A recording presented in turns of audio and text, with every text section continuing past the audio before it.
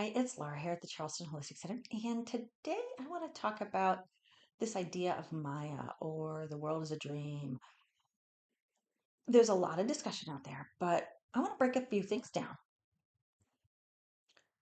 How real is your reality? Well, in one aspect, your reality is exactly very real. Yes. Okay.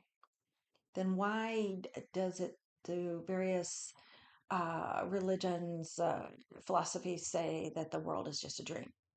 Because it's not just Eastern. If you go to a number of Native American uh, uh, um, traditions, they also have that concept. Um, why is this? Because in some aspects, reality is real, and in some aspects, we don't have a freaking clue. Okay. I'm only going to touch on a few things here. So we interact here in the West using five senses. There are other cultures that have a heck of a lot more senses, but we only talk about five. Here's something super interesting. Every single color that you see, only you see it that way.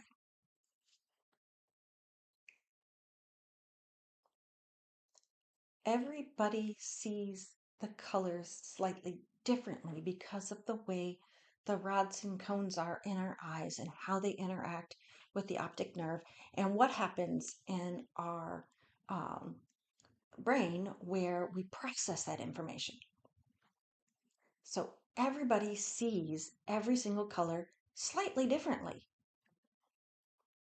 And actually, if you close one eye and the other, you will notice that each eye sees the color slightly differently. Um, that actually helps with our depth perception, uh, which is why if you lose one eye or don't have one, you have to retrain to learn anything about depth perception. So, if we see everything differently, which we do we hear everything differently?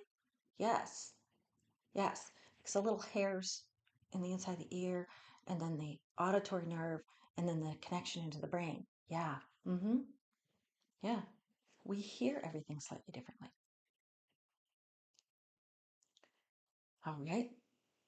Taste, touch, smell. Are those also different? Yeah, yeah. Because, depends on what's on your tongue. There are people called super tasters. Like, to me, broccoli tastes disgusting. My husband tells me it tastes slightly sweet as an aftertaste. Completely different ideas of what broccoli tastes like. Your sense of smell. Everybody knows the person who has a really awesome sense of smell and the other people can't smell jack. Yeah. So, what does that mean? This is what you're trying to get at partially with this whole idea of Maya. It starts on the physical, right? So individually, we each experience the world in a different way. Then there's how we actually process other information.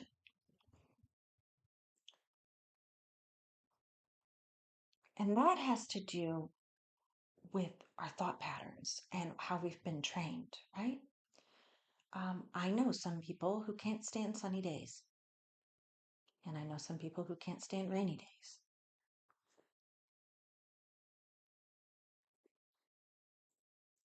It's how we've been trained and what our thought process is on that. All right. So, how we experience the world, everybody is different. And that leads to kind of the idea that the world is illusion or dream because everybody's experiencing it slightly differently.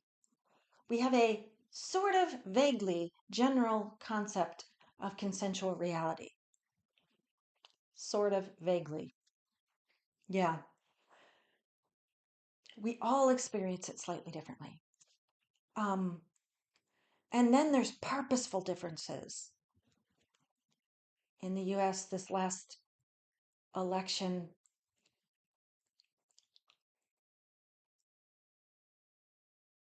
a good percentage of the population believed one huge lie, and the rest knew it was a lie.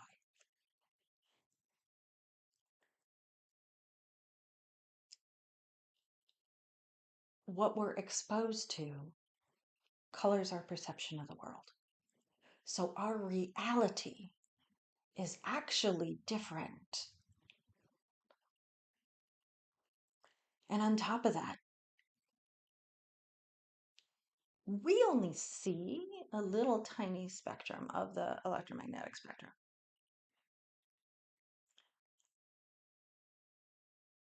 So y'all probably know that like some animals see into the infrared and some see into the ultraviolet. So they have a broader range of what they see. And if you turn the, if you actually ever look at that, it's really interesting, right? The different information. But that's still actually only a little tiny chunk of the electromagnetic spectrum. Then there are dimensions. If you talk to um, physicists, some of the theories require up to 11 dimensions. What the heck does that mean? And can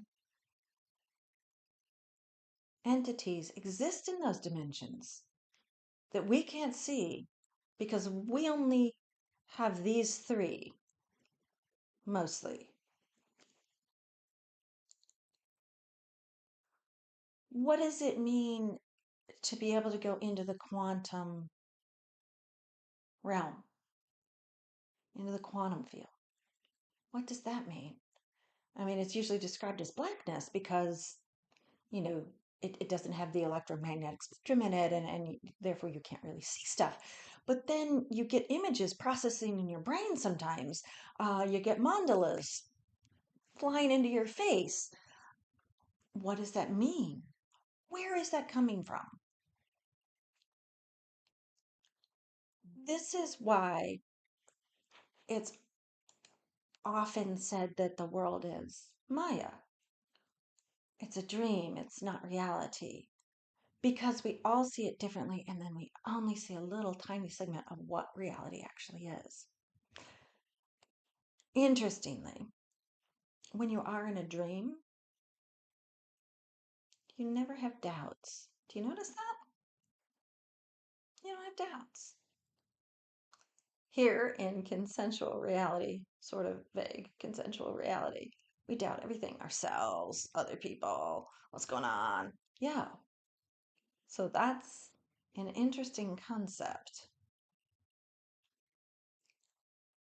Maybe that's kind of how you figure out whether you're stuck in a dream or you're here in the vaguely sort of consensual reality.